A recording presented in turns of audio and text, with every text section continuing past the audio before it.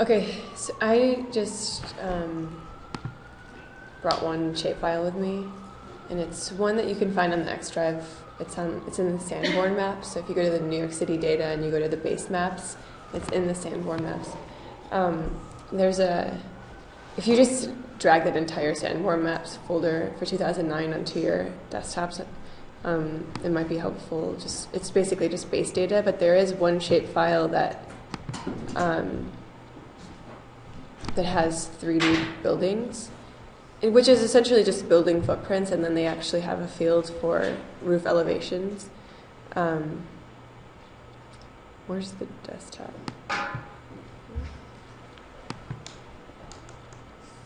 Users Kaihaven, then documents and settings, or that.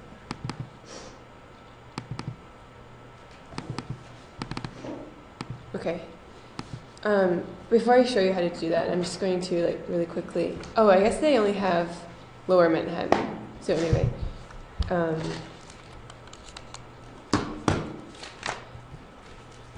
there's a couple things that I thought you guys might have figured this out while you were making the maps before, but just a couple things that you might want to know.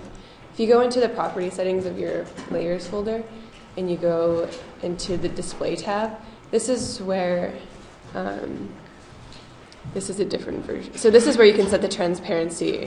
So you can do transparency in ArcMap. So 0 is what we would consider 100% in like Photoshop or Illustrator, but you can type in a transparency here, and if there were another layer, it would be transparent.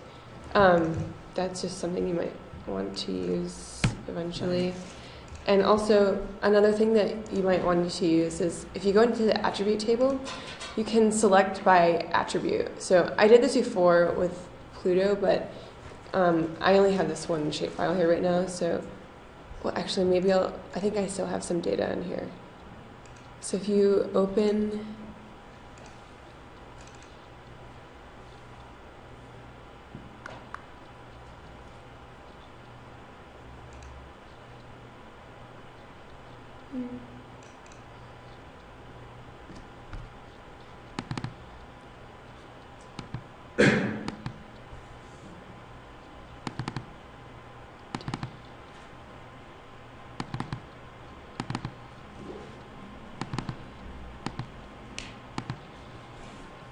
so it seems more helpful to look at this in Pluto.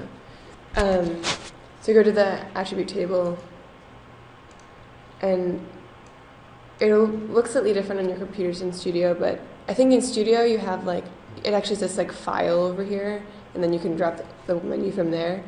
But you want to go to select by attributes. And when you're in here, you can actually use you can use the calculator, but at a very basic level, you can say, for instance, if you want to take residential area that is less than 1,000 square feet,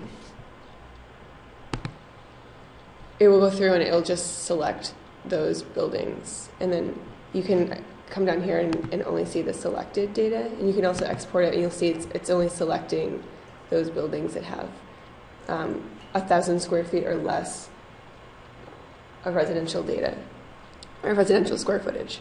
So I think you guys might be able to use that for selecting your sites. Let's see. I want to not select this.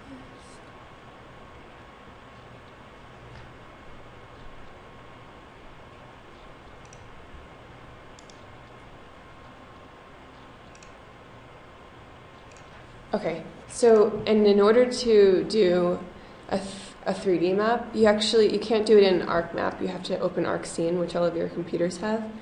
And arcsene is kind of the environment that does all of the 3D. It basically looks exactly like ArcMap, but there are a few different things.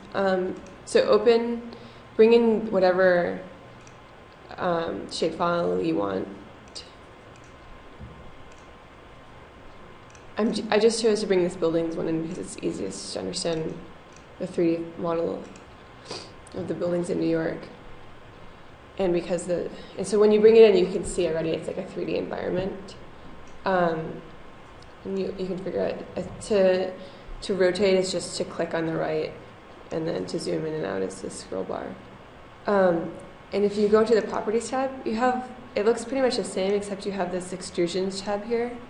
And here you can choose, you could type in a number. Right now it's at 0, but you could tell it to extrude everything by 10.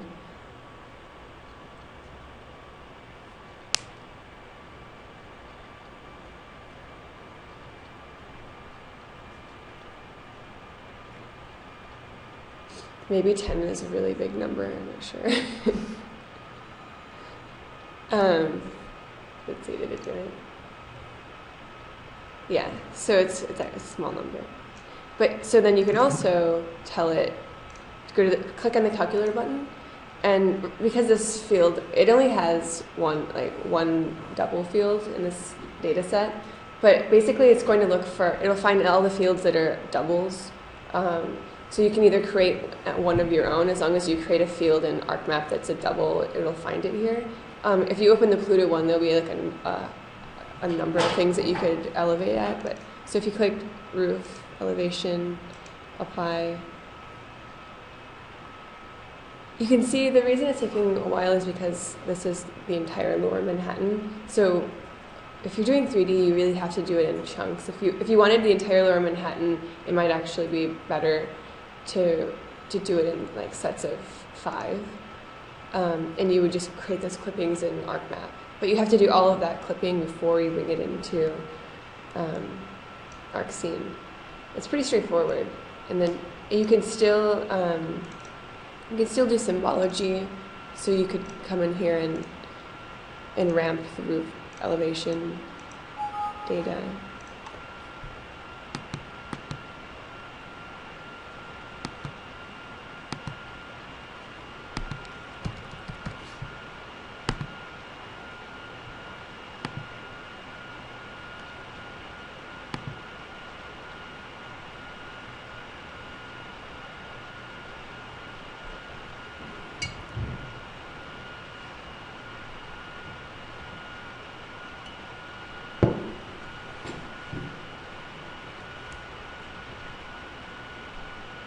I would say even a map of this size, that this probably needs to be even less than 5, or more than 5 parts, because when you export, it'll take forever and it might crash. But anyway, so this is how you do this. And then in order to get the file, you just go to File, Export Scene 3D, and there's only one file type.